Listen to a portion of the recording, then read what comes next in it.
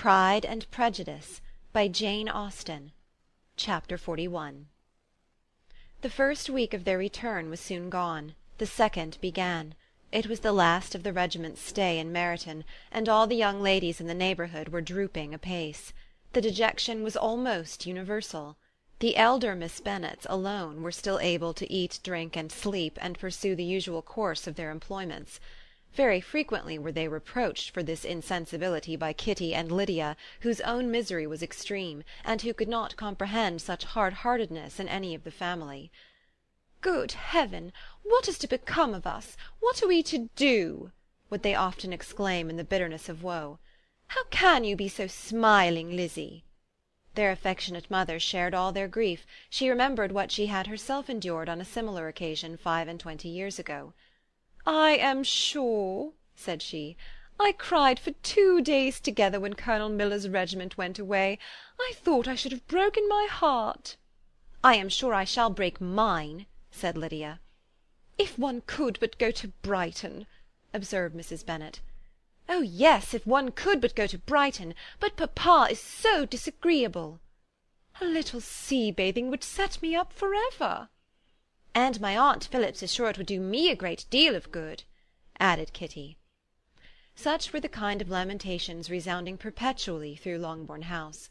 Elizabeth tried to be diverted by them, but all sense of pleasure was lost in shame. She felt anew the justice of Mr. Darcy's objections, and never had she been so much disposed to pardon his interference in the views of his friend. But the gloom of Lydia's prospect was shortly cleared away, for she received an invitation from Mrs. Forster, the wife of the colonel of the regiment, to accompany her to Brighton. This invaluable friend was a very young woman, and very lately married. A resemblance in good humour and good spirits had recommended her and Lydia to each other, and out of their 3 months' acquaintance they had been intimate 2. The rapture of Lydia on this occasion, her adoration of Mrs. Forster, the delight of Mrs. Bennet, and the mortification of Kitty, are scarcely to be described. Wholly inattentive to her sister's feelings, Lydia flew about the house in restless ecstasy, calling for every one's congratulations, and laughing and talking with more violence than ever, whilst the luckless Kitty continued in the parlour repined at her fate in terms as unreasonable as her accent was peevish. "I cannot see why Mrs. Forster should not ask me as well as Lydia," said she. "Though I am not her particular friend, I have just as much right to be asked as she has, and more too, for I am 2 years older." In vain did Elizabeth attempt to make her reasonable, and Jane to make her resigned. As for Elizabeth herself, this invitation was so far from exciting in her the same feelings as in her mother and Lydia, that she considered it as the death-warrant of all possibility of common sense for the latter, and detestable as such a step must make her were it known, she could not help secretly advising her father not to let her go. She represented to him all the improprieties of Lydia's general behaviour, the little advantage she could derive from the friendship of such a woman as Mrs. Forster, and the probability of her being yet more imprudent with such a companion at Brighton, where the temptations must be greater than at home. He heard her attentively, and then said, "Lydia will never be easy until she has exposed herself in some public place or other, and we can never expect her to do it with so little expense or inconvenience to her family as under the present circumstances." "If you were aware," said Elizabeth, "of the very great disadvantage to us all which must arise from the public notice of Lydia's unguarded and imprudent manner, nay, which has already arisen from it, I am sure you would judge differently in this affair." "Already arisen?" repeated Mr. Bennet. "What, has she frightened away some of your lovers? Poor little Lizzie! But do not be cast down. Such squeamish youths as cannot bear to be connected with a little absurdity are not worth a regret. Come, let me see the list of pitiful fellows who have been kept aloof by Lydia's folly." "Indeed you are mistaken. I have no such injuries to resent. It is not of particular, but of general evils which I am now complaining. Our importance, our respectability in the world must be affected by the wild volatility, the assurance and disdain of all restraint which marks Lydia's character. Excuse me, for I must speak plainly. If you, my dear father, will not take the trouble of checking her exuberant spirits, and of teaching her that her present pursuits are not to be to the business of her life, she will soon be beyond the reach of amendment. Her character will be fixed, and she will, at 16, be the most determined flirt that ever made herself or her family ridiculous. A flirt, too, in the worst and meanest degree of flirtation, without any attraction beyond youth and a tolerable person, and from the ignorance and emptiness of her mind wholly unable to ward off any portion of that universal contempt which her rage for admiration will excite. In this danger Kitty also is comprehended. She will follow wherever Lydia leads. Vain, ignorant, idle, and absolutely uncontrolled. Oh, my dear father, can you suppose it possible that they will not be censured and despised wherever they are known, and that their sisters will not be often involved in the disgrace? Mr. Bennet saw that her whole heart was in the subject, and affectionately taking her hand, said in reply, "Do not make yourself uneasy, my love. Wherever you and Jane are known, you must be respected and valued, and you will not appear to less advantage for having a couple of, or I may say 3, very silly sisters. We shall have no peace at Longbourn if Lydia does not go to Brighton. Let her go, then. Colonel Forster is a sensible man, and will keep her out of any real mischief, and she is luckily too poor to be an object of prey to anybody. At Brighton she will be of less importance even as a common flirt than she has been here. The officers will find women better worth their notice. Let us hope, therefore, that her being there may teach her her own insignificance.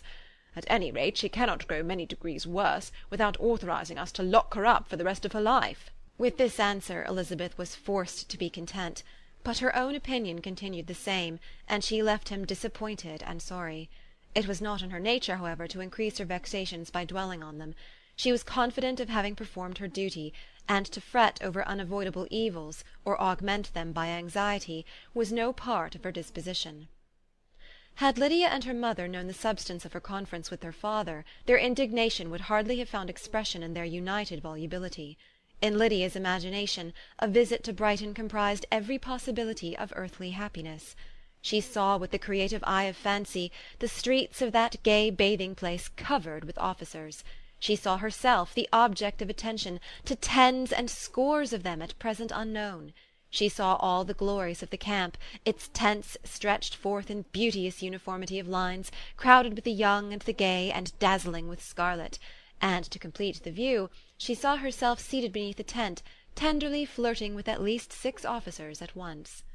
Had she known her sister sought to tear her from such prospects and such realities as these, what would have been her sensations? They could have been only understood by her mother, who might have felt nearly the same.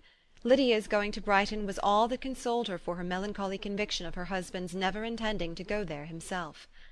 But they were entirely ignorant of what had passed, and their raptures continued, with little intermission, to the very day of Lydia's leaving home. Elizabeth was now to see Mr. Wickham for the last time. Having been frequently in company with him since her return, agitation was pretty well over. The agitations of formal partiality entirely so. She had even learnt to detect, in the very gentleness which had first delighted her, an affectation and a sameness to disgust and weary. In his present behaviour to herself, moreover, she had a fresh source of displeasure, for the inclination he soon testified of renewing those intentions which had marked the early part of their acquaintance could only serve, after what had since passed, to provoke her. She lost all concern for him in finding herself thus selected as the object of such idle and frivolous gallantry, and while she steadily repressed it, could not but feel the reproof contained in his believing that however long, and for whatever cause, his attentions had been withdrawn, her vanity would be gratified, and her preference secured at any time by their renewal. On the very last day of the regiment's remaining at Meryton, he dined with the other officers at Longbourn, and so little was Elizabeth disposed to part from him in good humour, that on his making some inquiry as to the manner in which her time had passed at Hunsford, she mentioned Colonel Fitzwilliam's and Mr. Darcy's having both spent 3 weeks at Rosings, and asked him if he was acquainted with the former. He looked surprised, displeased, alarmed, but with a moment's recollection and a returning smile, replied that he had formerly seen him often, and after observing that he was a very gentlemanlike man, asked her how she had liked him. Her answer was warmly in his favour. With an air of indifference he soon afterwards added, "How long did you say he was at Rosings?" "Nearly 3 weeks." "And you saw him frequently?" "Yes, almost every day." "His manners are very different from his cousin's?" "Yes, very different. But I think Mr. Darcy improves upon acquaintance." "Indeed! cried Mr. Wickham, with a look which did not escape her. "And pray, may I ask—" But checking himself, he added in a gayer tone, "Is it in address that he improves? Has he deigned to add aught of civility to his ordinary style? For I dare not hope," he continued in a lower and more serious tone, "that he is improved in essentials." "Oh no," said Elizabeth. "In essentials I believe he is very much what he ever was." While she spoke, Wickham looked as if scarcely knowing whether to rejoice over her words or to distrust their meaning. There was a something in her countenance which made him listen with an apprehensive and anxious attention, while she added, "When I said that he improved on acquaintance, I did not mean that his mind or his manners were in a state of improvement, but that from knowing him better, his disposition was better understood." Wickham's alarm now appeared in a heightened complexion and agitated look. For a few minutes he was silent, till, shaking off his embarrassment, he turned to her again, and said in the gentlest of accents, "You, who so well know my feeling towards Mr. Darcy, will readily comprehend how sincerely I must rejoice that he is wise enough to assume even the appearance of what is right. His pride in that direction may be of service, if not to himself, to many others, for it must only deter him from such foul misconduct as I have suffered by. I only fear that the sort of cautiousness to which you, I imagine, have been alluding, is merely adopted on his visits to his aunt, of whose good opinion and judgment he stands much in awe. His fear of her has always operated, I know, when they were together, and a good deal is to be imputed to his wish of forwarding the match with Mr. Berg, which I am certain he has very much at heart." Elizabeth could not repress a smile at this, but she answered only by a slight inclination of the head. She saw that he wanted to engage her on the old subject of his grievances, and she was in no humour to indulge him. The rest of the evening passed with the appearance, on his side, of usual cheerfulness, but with no further attempt to distinguish Elizabeth, and they parted at last with mutual civility, and possibly a mutual desire of never meeting again. When the party broke up, Lydia returned with Mrs. Forster to Meryton, from whence they were to set out early the next morning. The separation between her and her family was rather noisy than pathetic. Kitty was the only one who shed tears, but she did weep from vexation and envy. Mrs. Bennet was diffuse in her good wishes for the felicity of her daughter, and impressive in her injunctions that she should not miss the opportunity of enjoying herself as much as possible, advice which there was every reason to believe would be well attended to. And in the clamorous happiness of Lydia herself in bidding farewell, the more gentle adieus of her sisters were uttered without being heard. Chapter 42